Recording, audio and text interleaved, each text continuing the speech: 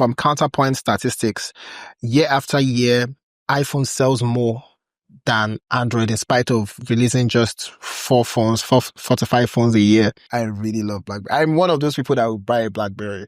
If it comes back, I don't want to say smarter people buy the Pixel. I would say people that are well informed. And to be honest, there are a lot of people that don't need 90% of the features, even the 100K phone. They just need to text, WhatsApp. They need to post on Facebook, Opera Mini. Take a picture. Yeah.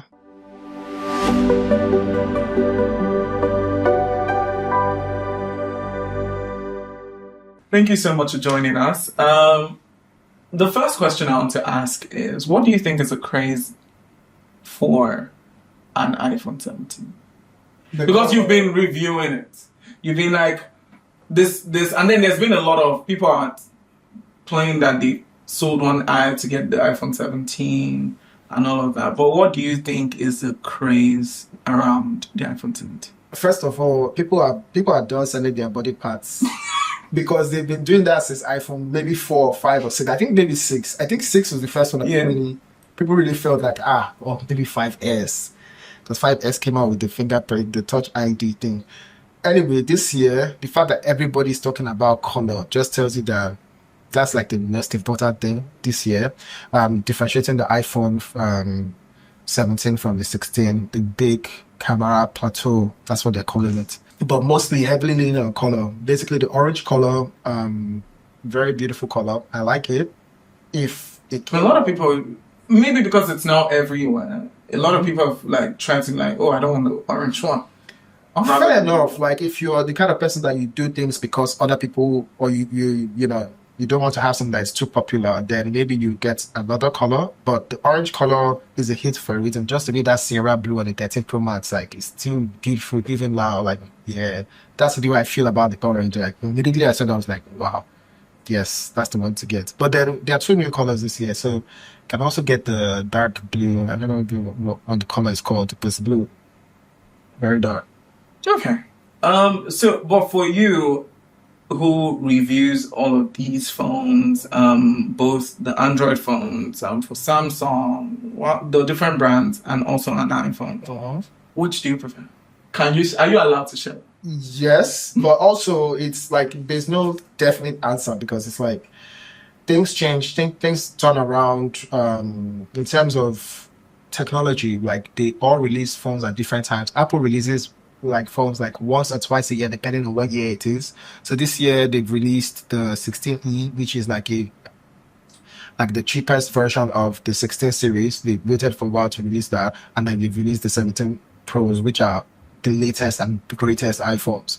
And even between this March and September, they've released a bunch of Android phones that, quite frankly, depending on what you're going for, they give you what you want that Apple will not give you. Apple will give you simple software, easy to use, Snapchat quality, from the camera and the TikTok app and all of that. When you post, you feel like maybe they're avoiding my favor because Apple users tend to feel like the best things after sliced bread, especially because the software works better.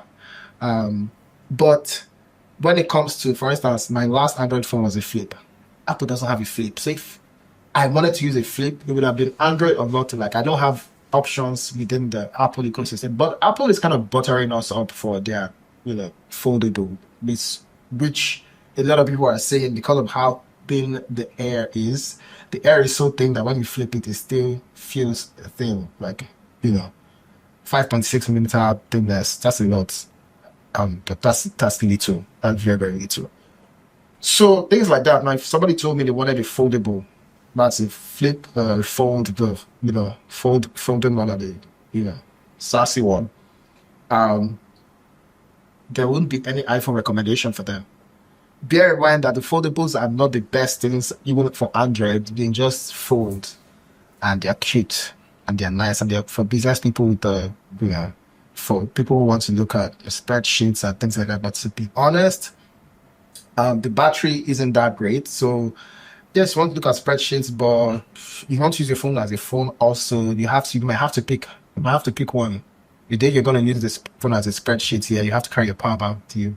And the day you want to use your phone as a phone, well, I guess you can do without the power bank, which is something that a lot of us are doing, the behaviors that we're adopting now. And back to your question, before I roll my way out a bit, I think when people have any issues, or not issue, when people they think it's a problem choosing between both platforms, I would always recommend to buy the one with better resale value, so that if you regret it, you can sell it quickly and without losing so much of your investment for the other one. And in terms of resale value, the iPhone has resale value. So if you're going to buy a phone and regret it, it should be an iPhone. So err on the part of the iPhone before you invest in an Android phone.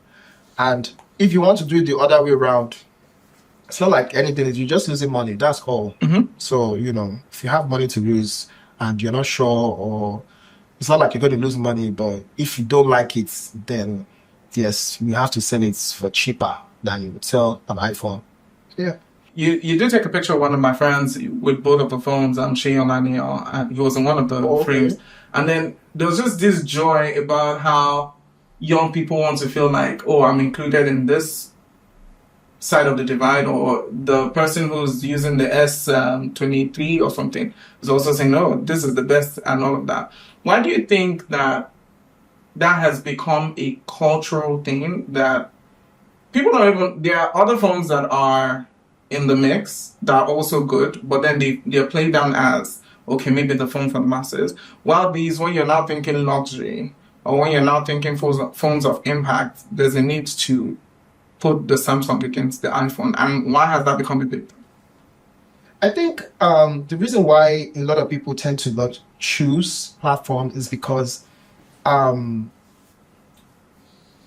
marketing, they tell you about brand loyalty. And this is something that maybe a lot of older people are more familiar with, because they like to pick even car brands. They say, yeah, in this family, they only drive Toyota. In this family, we only drive Honda. So personally, people now take it upon themselves, even with household electronics. Me, I have mine because I'm a millennial. So when it comes to TVs, I'm only buying Samsung. I don't care if it's 10 naira for the biggest, whatever other brand, right? I'm always going to buy Samsung when it comes to TVs, because it's been good. I've had a very good experience,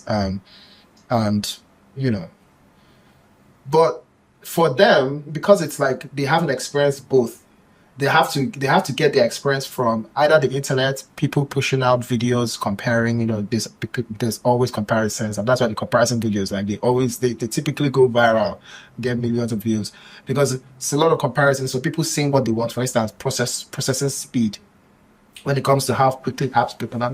Android phones are pretty snappy. There's no room for so much animation, and the good iPhone is just like everything just starts to be so smooth, as sometimes not as quick as the Android phone. Android phones like open close for the flagships, and people think that this is against the norm. The norm is that Apple is the best in after slice bread, and these young people and old people as well, rooting for the underdogs, Android is the perfect underdog, because at the end of the day, every year, from Counterpoint statistics, year after year, iPhone sells more than Android, in spite of releasing just 4 to 5 phones a year.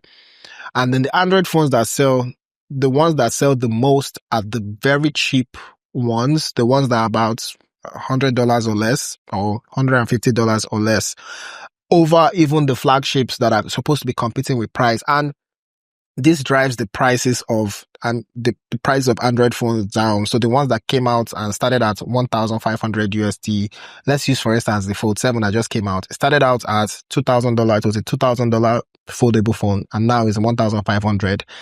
Anywhere you go, it's being sold at under $1,500 USD. And I made a video comparison, and I like to put prices sometimes. So it was, for me, I called my friend who uses the Fold. He was like, oh no, he doesn't really know what's going on. Like, how can it depreciate so fast? But it's based on demand.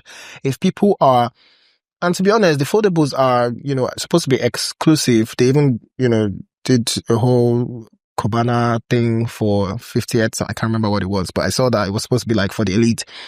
But then the elite are not, I feel like they're not into phones that sort of are fragile, too fragile, because the fold is very fragile. So I don't know a lot of people that don't have broken folds. Most of the people I know have like broken folds from Samsung, because there are some strong ones. The one I used, like, my whole thing was this, like, treating the phone very badly, and that phone survived. It was an Oppo phone. But then with Samsung, Samsung needs to make money. So if your phone falls and breaks, buy another one, because same price to fix it. So either way, you're paying them money, unless you're paying for, there's this, it's like Apple Care, but it's Samsung's version where you pay some money. But that one is like, please, if your phone should spoil in Nigeria, the chances of you getting free anything fixed or fixed for cheap, very low. Yeah, but there are other Android phones that are good underdogs. Xiaomi is one of them. Xiaomi, technically, they have a big budget. They are making smart cars now, and they are affordable. So they started out being affordable, very affordable. Now, maybe they're not as in terms of specs, they will make the price very cheap. They barely make any money. They put a lot of ads into the phone that they used to make money, but the phone itself, maybe if Samsung is selling the phone for 300k, they will put that same spec on a phone and sell it for 100k. That's how cheap Xiaomi used to be. Redmi, same. So you might know it as Redmi because that's easier to say. And at the time, a lot of people that learned about Xiaomi wanted to get it because they're like, this phone is very good and affordable, and it's the best in after sliced bread, according to everybody who doesn't have the money for an iPhone and anybody who just feels like technology should not be that expensive. And to be honest, a lot of people that don't need 90% of the features, even the 100k phone, they just need to text, WhatsApp, they need to post on Facebook, Opera Mini. Take a picture. Yeah, save data, it's like, please, let me just sell my market and be going. And that's a whole lot of people. More people do less than 10% of what a phone can do, So it's very, I see why they would turn their noses up at paying more, even from the same Android. When Android phones get $1,000, when they release $1,000 phones, they don't buy those ones. They buy the ones that are affordable. It's like, Samsung, this one is 2 million. This Samsung is 200k. So they're like, well, it's not the same thing they can do. Please, let me take it and use it. And to be honest, even though some people might say it's ignorant, but like, if someone doesn't really know the difference, like, there's a high chance that even if they knew the difference, they will still not need the best, fastest, water resistant, phone that would match their TV display kind of thing. So they probably would just they live very simple lives. So I've been in a lot of conversations where even the Google Pixel phones have now come into play as regards the phones that are also doing really good and people should get. But then they've not really infiltrated into the culture.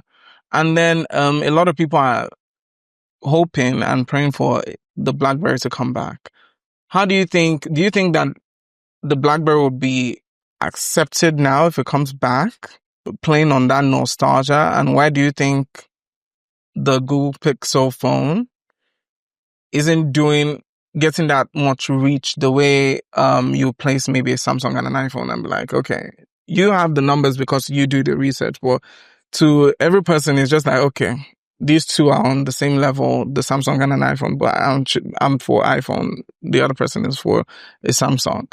So why is it that Google Pixel, it's just a few people who've used it. Yeah, Google Pixel, say that is the best thing after science. Yeah, so Google Pixel, they are in their 10th year or 10th edition, 10th, iteration, or whatever you want to call it. So it's the Pixel 10 and 10 XL that came out, that just came out. And that's a far cry from Samsung, if Samsung jumped from S10 to S20. So the S10, which came out in 2018 or so, was their 10th. And that's like flagship from the S1 to S10. It's like Google still has a long way to go. And Google is doing less markets. Samsung has their made for Africa market. They have their made for Europe. They have the Brazil. Brazil makes them put the charger in the phone. they have a lot of, they've, in terms of markets, they should sell more because there are more markets. And I feel like as a standard, Google Pixel will not be able to compete with the numbers because they're not in Africa markets, for instance. Like, I think they're not here at all. Or if they're here, maybe just South Africa, but I'm not sure. I don't think they're here at all. I know that Apple, at least Apple is in South Africa. But yeah, Pixel is not really, and we all want, everybody keeps asking for it. They keep asking for, Pixel, and why won't Pixel be here? And well, Pixel is expensive. It's not, Pixel is giving iPhone prices, and, in terms of, brand value, it's very high too. If you want to sell a Pixel, it's not like you sell it quickly, but, people who want to buy the Pixel are people who I think they do a lot of research. So you're talking, I don't want to say smarter people buy the Pixel. I would say people that are well informed to an extent. Like if I meet someone that uses a Pixel, I know that they are generally typically more informed than the average Samsung user or Xiaomi user. Maybe not Xiaomi user, but Samsung user. Samsung is heavily on branding. You pay money because you want the Samsung logo at the back. And Pixel is more like, I feel like, community of intellectuals, even if maybe some stupid people using a Pixel, but like maybe not a lot. So that Pixel has that going for them. Even now, yeah. You think the BlackBerry will come back? BlackBerry already did their thing. They shaped culture, and they are still in existence as a security company where, basically they make sure that everything that you have stored in the cloud or something is safe. I met them somewhere, sometime in Morocco, and they were like a smaller company, but they're still doing their security thingy. BlackBerry it's not like BlackBerry will come back, but there's a company that it's called Unihertz. They create physical keyboard phones. And there's another company that I can't even mention because they told me not to mention it, but they are releasing the same thing, like just a physical keyboard phone, with touchscreen. The way the passport was, it's shaped like the passport. And basically nostalgic people are going to get that, if you are nostalgic enough. But honestly, with the age we are living in now, we should probably be thinking about drifting towards like contactless kind of experience with our personal gadgets. What does that look like? I think it could be a form of a wearable, so something you wear, like glasses or as your phone. I mean, if you have it, then you don't need to always, yeah. So if you have all that information coming and feeding it to like directly in front of your eyes, you don't need to hold anything per se. The Vision Pro was not it. That thing was uncomfortable and just, I like that they did it. It didn't work. They should end it. I mean, and they haven't made the second one. So, I mean, that kind of says the entire story. But yeah, but the glasses, the Meta glasses, that design is comfortable. It's easy to wear. And people should be drifting towards that because that physical typing thing, you remember that time, it was kind of strenuous on the hand too. We're having like, you'll be sleeping and your hand will be doing this too because you're typing in your sleep, But I really love BlackBerry. I'm one of those people that will buy a BlackBerry. If it comes back, if they, when the companies release them, I would consider buying a BlackBerry, basically. Yeah. I had so much. I think I only used 3 BlackBerries before it went out. The Storm Cuff 6. You used the Storm without the buttons. You used the BlackBerry without the actual buttons when the buttons were available. What did you? No, it was a gift. And I was fair enough. So all of it was just like, oh, this is what I want. And then they'll give it to you. And then just like, okay. I would say that BlackBerry's thing was very big on access. BlackBerry was very big on internet access. For a lot of Nigerians back then, when we were paying about, was it one of those internet service providers was like 5K for 5 gig? Something like that. And then BlackBerry came out with unlimited internet for 5K. When I got my BlackBerry and I had unlimited internet for 5K, my mind was blown because we used to get 5 gig and I have unlimited internet. And it was even a 2G phone. So I would queue my downloads whatever I want to download and just sleep. And then next morning, maybe 2 gig of whatever. And that's like, that would have been 40% of my, data cap. And now it's unlimited for 5K. Even if that 5K was still expensive, but it's like, I was a person who liked to use data a lot. And they reduced it to 3K. And then they reduced it to 1K. I was like, that's what BlackBerry actually used to get a lot of people. The typing thing was just like, those ads that they would do, you'll be shooting. So when you get there, it's just Candy Crush. That's, BlackBerry internet was really like that ad. When you get there, you find out that it's just BBM. Everybody just doing BBM. But like the what they used to lure you in, I think the biggest part of luring you in, besides everybody taking it as a social class indicator, is internet access. Somebody's telling you, oh, I need to go to cyber cafe. I'm like, who does cyber cafe? Like at the point where I was so snobbish. BlackBerry users are so snobbish. Yes, oh but my God. At that point it's like, who goes to cyber cafe? I'm going to check my email. Something that would do praying on your phone and the light to go off. You would even like, you can't miss an email. We're not missing our emails. Like if people had BlackBerry today, we won't have to worry about, oh, is this person sending their email? Because BlackBerry people they were not skipping emails. Like your emails were like, the message just came in. Interesting. This is that. Quickly.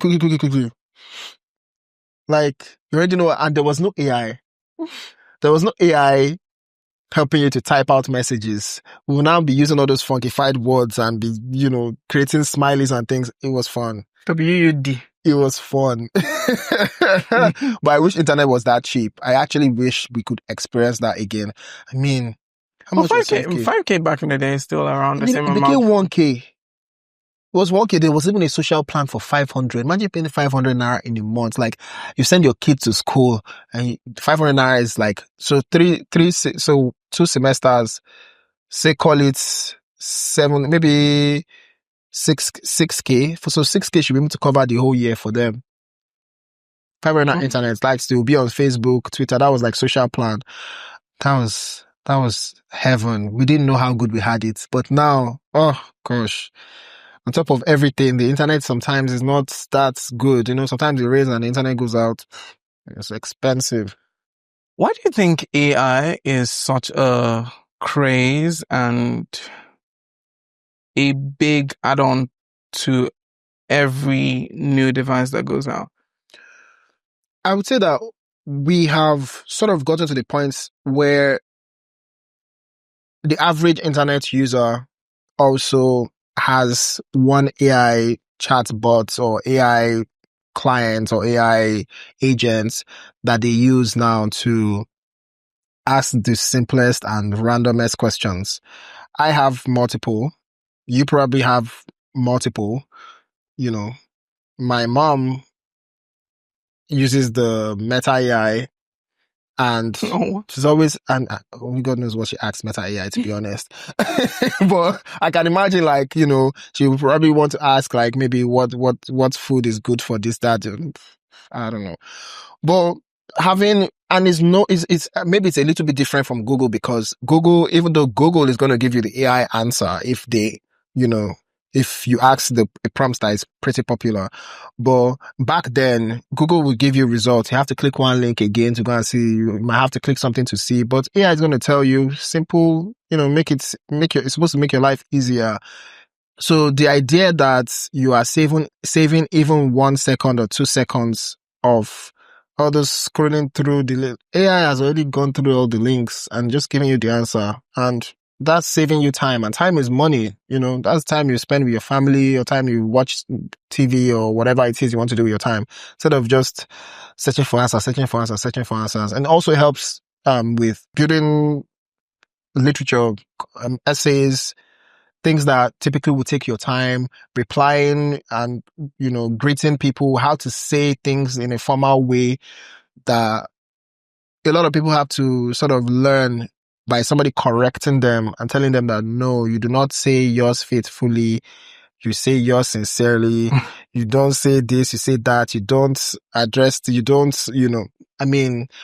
some of these things in business, in school, but like, in terms of application, a lot of people don't have the formats copied and pasted in their notes to say, okay, or when I'm replying this mail, I'm going to copy this format and paste it. They just want a fresh reply.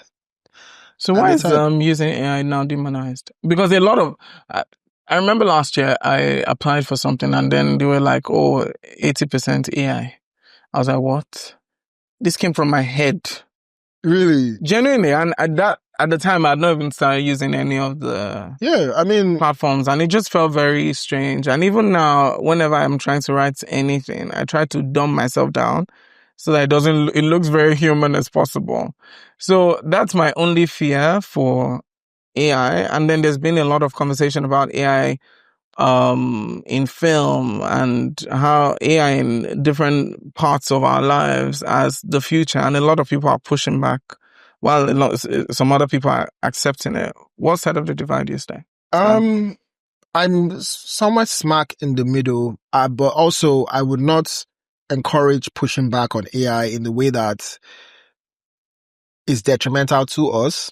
I would say I've heard arguments from both sides. I even judged a debate in Unilag, the law department. They were debating AI, good versus bad. And, there were very good arguments on both sides. There's a side where our brain is we're teaching our brain to be lazy. And I get that, yes. Over-reliance on AI now makes me not want to type more than 3 lines as an email reply, as opposed to before, where I'm just like, okay, if I want to flesh something out, I'm thinking my brain is supposed to have all the flesh that I'm going to put in the email. But now it's like, no, let me just, I have other things to do. I'm going to, use AI. And that's okay. But as a copywriter, for instance, which is supposed to be professional, if AI does the work and does 90% of the work, I feel like it will show. It will show, because AI does not know so much about the company on a personal level. You know about the company, you experience everything that they've gone through from inception, or you've read about it, or you've been briefed on it. Now, if AI does not have that context, they're not going to give you, as a copywriter, the text that would fit the company's image and everything that the company is about.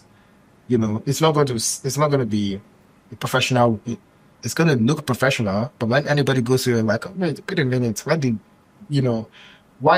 you highlight this, highlight that? These are the important, it's important to us. You don't have to type it in a text that's important, but this is important to company for people to know this and all of that. So I can see why, even when there are a lot of benefits, some people might have or might exhibit there might be consequences for using those over-reliance on those benefits. And that's pretty much it. I'm not gonna, I think we can improve on it. It's still human. It's still a human behind AI, and and then we can improve on it. So, I think this would be the final question based on this is: do you think the craze for everybody running to have every moment's captured digitally, or the present, us having phones, is making us lose memories and personal connections with people?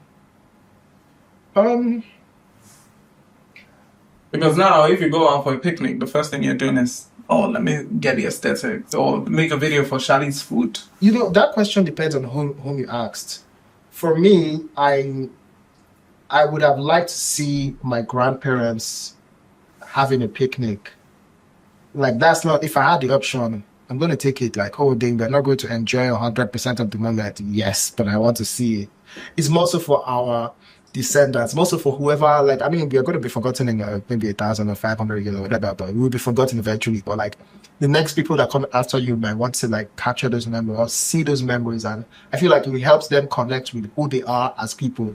So, for instance, if you're athletic and all of that, the first athletic person in your bloodline, it's probably somebody else that was doing the most, but you can't see that because they didn't have technology to capture it. So, if there's a moment that's really, really important and really beautiful, or if you could curate a bit of your life to show people that some of your interests, I think it's good. I think everyone should to get a bit of dopamine from watching their parents do some of the things that they have done or they might be interested in. Or just like get to know your parents through watching them do. Not I walked 2 kilometers or 20 kilometers to school. If I saw you do it, don't need to see anything. If I saw your results, if you're celebrating your first class, your parents were celebrating you, well, yeah, sure, you know, like I have, okay, maybe I didn't shoot content during my graduation, but like, you know, I kept like documentation on Facebook, you know, showing my name on a list of graduating students, that kind of thing. Like, you know, I don't need to say I came first in the class, because I see it if I came first in the class. And I think our parents should have benefited from it. And for me, it's not like every moment has to be documented if you're not a content creator, but you know, some should be. It's a little bit there and there. For you, who has a lot of following on all the hard social media platforms? Hard. Which one is hard? YouTube. Not to me. But, I mean, yeah, I'm like, it's until you start looking for 1,000 subscribers. Let me not even say not to me. I would say you have to learn each platform and respect them for what they are. Yeah, so YouTube is about people that are doing research, people that want to relax.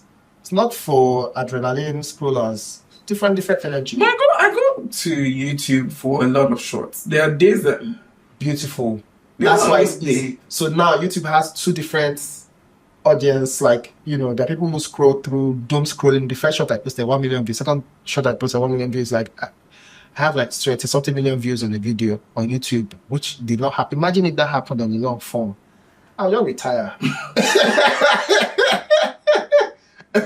But yeah, that's the beauty. I think that's the beauty of YouTube. But why do you call it hard? Why do you call it a hard platform? No, so compared to, I've seen people follow a pattern on TikTok or on Instagram that blow up. I have a friend who started posting a month ago, and she has at least 4 videos that have 400,000 views. And like, they're heavily engaged and everything. 0 social media presence. But YouTube, crickets. Yeah. You see 65 views, and that's your friend and family. Even you, sometimes, if you have multiple emails, now be logging. Well, to be honest, this is something that maybe YouTube should address. Maybe the algorithm, especially for short form content. It's not short form content that she posted. So she posted short form on Instagram, that blew up. But I'm just saying, her YouTube stuff isn't growing the way her... Is it long form she's putting out on YouTube? Yes. Long form. Yes. And it's about her. So this is something that's always been a YouTube thing. You know, I mean, for TikTok, because it's short form, and then when you start, your energy is good, your face card is given, it's easy for people to stay on, because a lot of people on TikTok just to see beautiful people, and you know, you see what are you seeing in your content? Let's give it a chance. But YouTube is not really give it a chance. Long form content is not really give it a chance. It's we know we're gonna watch what will be entertaining when we see the thumbnail. So if your thumbnail is not giving me, if Snake is not biting me in that thumbnail, and that's your first video, like, I know. I'm just using that as an example. Like, it's not like I see it shocks me. I'm like, oh, what's this girl talking about? Like, there's a girl that lives in her car. She has a pet snake. She blew up that year. I can't remember her name now. She has a pet snake, so she has a snake on her neck. She lives in a what they call the trailer. She lives in the trailer. Well, I see trailer. The moving car cabin thing. Can't remember what it's called. UV something. No, I can't remember. I think it's a trailer. There's a big car. It's like a bus. Yeah, and then she's living her life. She's fit. She works out. You know, she takes care of her snake. And she blew up. Now, everybody's not going to blow up because they have a pet snake. But if I'm watching from Nigeria, and a Nigerian has a snake on her neck, and they come up on my team, even if I want to watch Cruise or Raj, I want to watch that one just because I would say something that is not, you don't typically see it like Nigerians. So, yeah. So, thumbnails, especially for someone who is starting, they're everything. If you want to talk about yourself, you need to give other people things that will distract you. Like, instead of just sitting down and talking about yourself, as somebody that people do not know yet, do an activity. If you're talking and you're maybe doing something, then there'll be different things that catch people's attention. Or like TikTok where you can just be do dance, flick your hair and you get views. No, YouTube is not gonna agree for that. It's very long form. You cannot flick your hair in the thumbnail. That's not gonna move the video. But there's a YouTube. I mean, there are YouTube classes that people can take to help them to Do those things. and there is, to be honest, if you are privileged to meet like somebody that you consider blown in your niche, or someone you admire and you want to follow their footsteps, it's better to hear from them and let them tell you what they do, because there's so many tricks in the game. For instance, for me, my YouTube voice was like the biggest trick in the game. Having a presentable voice, being able to, and when I mean presentable voice, I mean like I was literally presenting, right? So when I started YouTube and I was growing on YouTube long form, I was not showing my face, so my voice had to be crystal clear. I had to enunciate like I was from all over the place. I traveled everywhere. And it's those videos are still there, so you guys can watch them. Horrible accents to me now, because I like my Nigerian accents so much. But for YouTube, I had to spray, that to be, Polished. And if you overdo it, you also will lose the audience. So you can't overdo it. You can't do the whole, that American, I don't even know how to even say it. That's I want a Ghana. You can't do I want a Ghana. It's not gonna work. You have to sound a little bit polished. If you are doing like something that I'm doing, talking about phones, if you're talking about phones, sound a little bit polished. A lot of the comments were like, "Oh, I didn't know Nigerians could speak English," or "I didn't know that." But you sound so good. Your English sounds so good. At least we don't know I'm an English speaker. So they are very surprised when they see my face, which shows like 2-3 seconds in the video, and I'm just like already over it because the video is not really about like camera comparison. I'll show my face.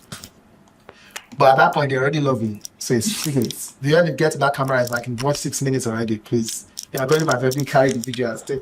I mean, that's how I got a million views. It was the first 4 minutes or so. No face, just hand.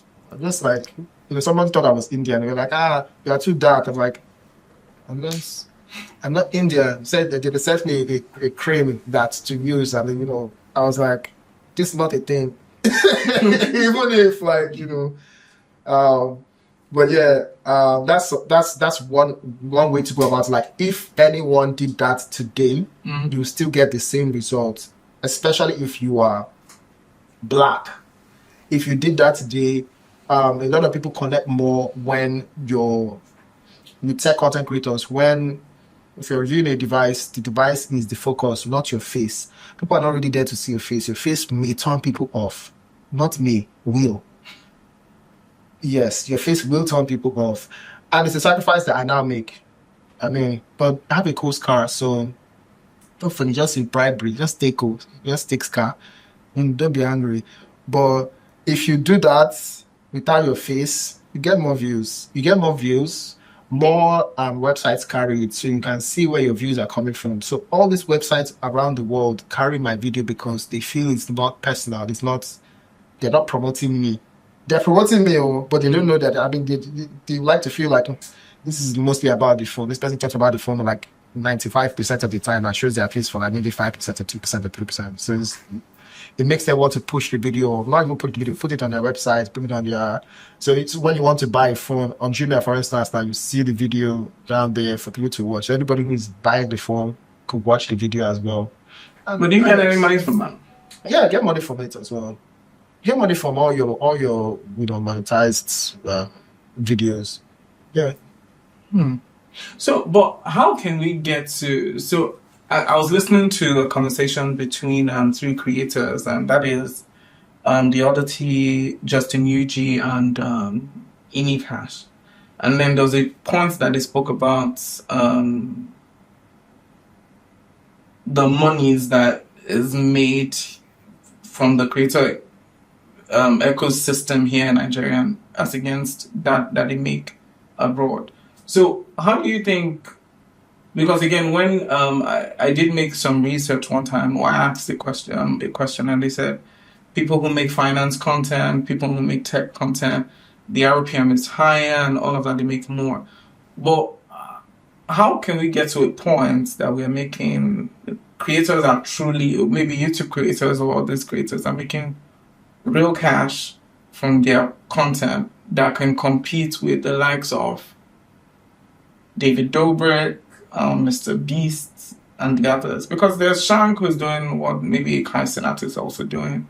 Or there are also some other new people doing what Mr. Beast is doing, even though we don't have that type of money to blow up cars and stuff. How do you think we can beat the algorithm and make that same type of money?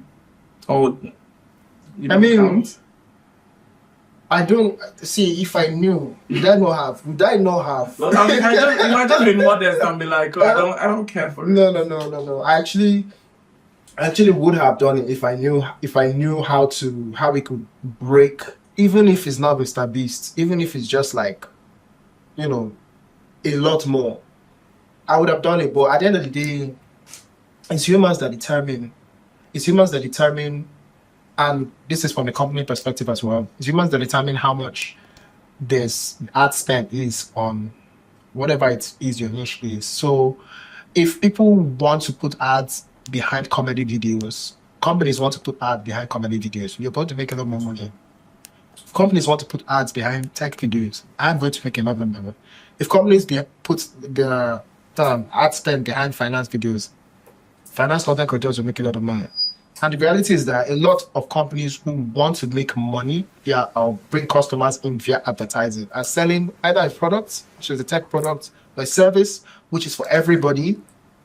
And, they tend to fixate on finance. Somebody spends $125 for their ad to show on my video. Now, it's not like my video, but like it was a finance video. And I made a finance video, and I'm like $125 for 1,000 views is a lot.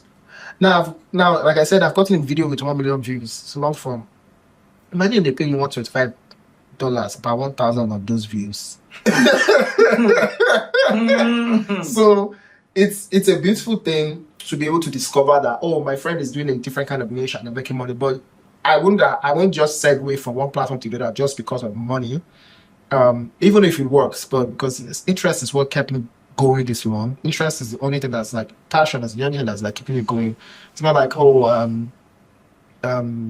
making more money is not nice, but it's like I can't just wake up and want to do gossip.